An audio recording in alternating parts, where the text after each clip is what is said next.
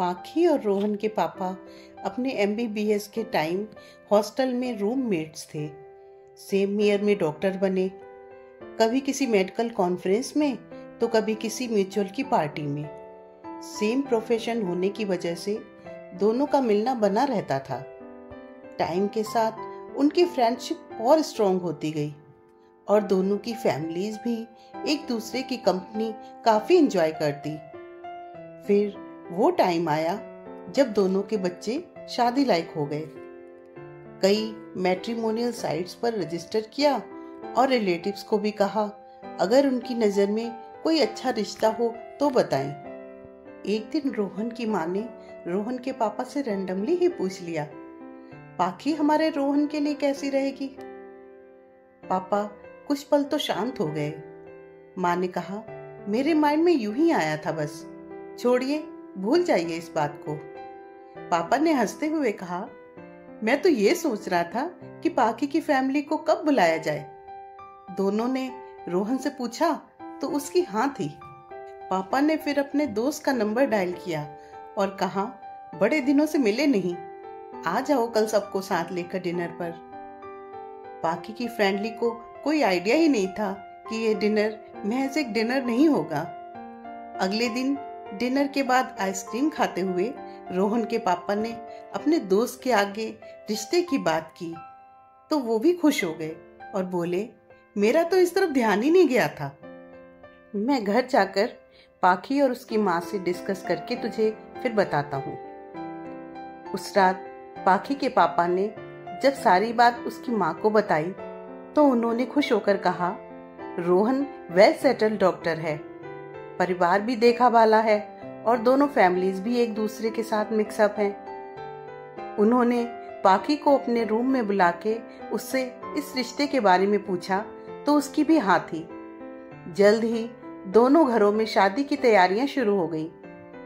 पैसा तो दोनों फैमिलीज में काफी था ही। शादी के सारे फंक्शन ग्रैंड लेवल पर हुए। रोहन और पाखी साथ में बहुत खुश थे। पाखी एक एनजीओ में गरीब बच्चों को पढ़ाती थी और रोहन का अपना क्लिनिक था। देखते ही देखते उनकी शादी को 1 साल हो गया। एनिवर्सरी वाली शाम दोनों ने क्लोज फ्रेंड्स एंड फैमिली के लिए घर पर पार्टी थ्रो की। कहते हैं ना, वक्त बदलते देर नहीं लगती। अगले दिन रोहन एक मेडिकल कॉन्फ्रेंस के लिए पुणे निकल गया। शाम के टाइम पाखी ने रोहन को पूछने के लिए कॉल किया कि वो कितनी देर तक वापस आएगा। रोहन ने बताया कि उसे 9 बज जाएंगे। फोन रखकर पाखी ने सोचा कि रोहन पूरे दिन का थका होगा, उसकी फेवरेट बिरयानी बना देती हूँ, खुश हो जाएगा। और ये सोचकर वो किचन में चली गई। जब वो किचन से निकली तो उसकी नजर घड़ी पर पड़ी। 9:30 बज रहे थे। जैसे ही उसने रोहन को कॉल करने के लिए फोन हाथ में लिया, रोहन का फोन आ गया। फोन उठाया तो सामने से हेलो आया, पर यह आवाज रोहन की नहीं लग रही थी। फोन हॉस्पिटल से था।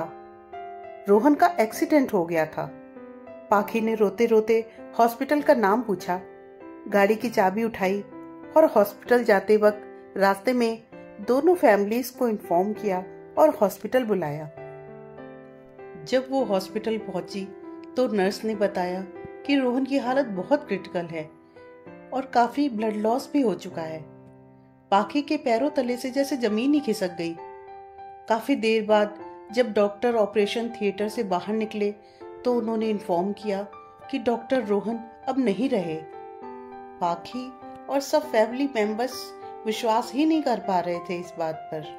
फॉर्मेलिटीज पूरी करके वो लोग रोहन की बॉडी को घर ले आए। जिस घर में एक दिन पहले हुए एनिवर्सरी सेलिब्रेशन की डेकोरेशन तक नहीं उतरी थी, वहां अब मातम का माहौल था। जब तक रोहन को संस्कार के लिए लेकर नहीं गए, तब तक पाखी हर मोमेंट उसके पास बैठी रोते हुए उससे बात करती रही। सब रिचुअल्स होने के बाद पाखी की माँ ने उसे घर ले जाने की बात की तो पाखी ने मना कर दिया। उसने कहा, इस घर में मेरे रोहन की यादें हैं, मैं यहाँ से कहीं नहीं जाऊंगी। माँ ने कहा, पर बेटा यहाँ तेरा दम घुटेगा, कुछ दिन घर चल, तेरे लिए थोड़ा चेंज हो जाएगा, पर पाखी नहीं मानी। पाखी शॉक में चली गई थी। वो रोहन को अपने आसपास इमेजिन करके उससे बातें करती, रोज उसके नंबर पर कॉल करके पूछती कि वो क्लिनिक से कब आएगा, डिनर में क्या बनाऊं। घर के हर कोने में दोनों की जो यादें थीं वो उन्हें रोज जीती। कभी अपनी शादी के एल्बम निकालकर फोटो देखती, कभी आधी रात में उठकर फोन में अपनी और उसकी वीडियोस देखती। अक्सर रोहन की अलमारी के आगे खड़े होकर उसके कपड़े डिसाइड करती और फिर उन्हीं कपड़ों को हग करते हुए रोती। रोहन होता तो ये बोलता, रोहन होता तो ये करता। दिन भर उसके मन में यही सब चलता रहता। जब भी वो रोहन की डेथ को जरा सा भूलती, तभी रोहन के नंबर पर किसी न किसी का फोन आ जाता और उसे उन्हें बताना पड़ता कि रोहन अब इस दुनिया में नहीं है, और वापस वो उसी गम में डूब जाती। उसके घर वालों से ये सब अब और नहीं देखा जा रहा था।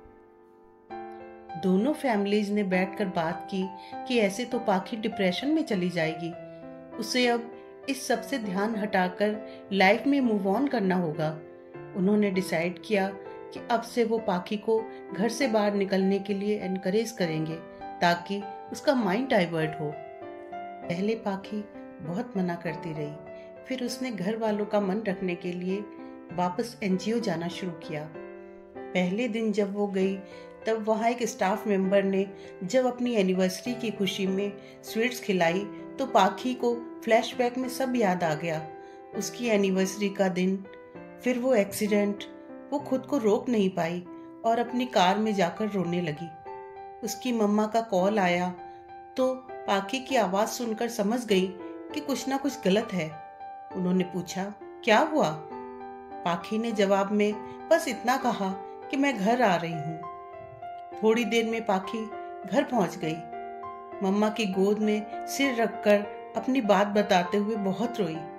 ये बात उसके पापा ने भी अपने रूम से सुन ली थी। वो बाहर आए और अपनी बेटी के सिर पर हाथ रखते हुए बोला, बेटा ये जिंदगी है, किसी के लिए नहीं रुकती, रोज जीना पड़ेगा, एफर्ट्स करने पड़ेंगे, लोगों से भी मिलना होगा, और लोगों से मिलोगे तो उनकी लाइफ के इवेंट्स भी पता लगते रहेंगे। अगर हर चीज से ऐसे रिलेट करते रहोगे तो लाइफ में कभी आगे नहीं बढ़ पाओगे। मैं मानता हूँ जो तेरे साथ हुआ वो छोटी बात नहीं है, पर जो भी हो चुका उसे हम बदल तो नहीं सकते ना, पर लाइफ में आगे बढ़ना हमारे हाथ में है। देख खुद को क्या हाल बना रखा है तूने अपना। हिम्मत करके उठ और वापस ला पहले वाली पाखी को, जो हंसती थी, मुस्कुराती थी, चीजों को लेकर एक्साइटेड होती थी। अपनी आइडेंटिटी क्रिएट कर, बाहर निकल घर से और देख कितना कुछ है अभी अचीव करने के लिए। आई नो इजी नहीं है, टाइम भी लगेगा, but I know you too. You are my fighter girl. Pakhi को मम्मी पापा की बात सही लगी।